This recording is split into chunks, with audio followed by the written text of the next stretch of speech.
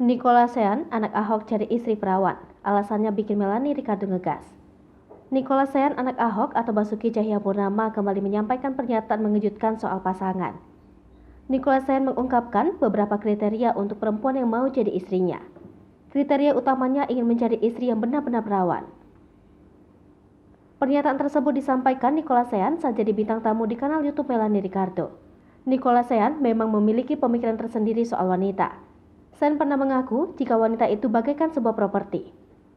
Hal itu karena konteks dirinya yang tidak ingin memiliki hubungan relationship dan ingin hidup sendiri tanpa menikah.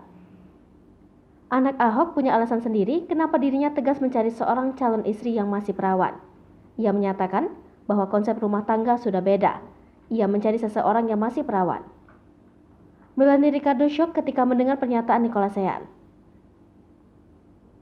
Presenter kenamaan itu pun meminta Nicola Sean menjelaskan alasan dirinya mencari istri yang masih perawan. Karena kata Melanie Ricardo, banyak cowok yang kalau sudah cinta, ia tak peduli apakah orang yang dicintainya masih perawan atau tidak.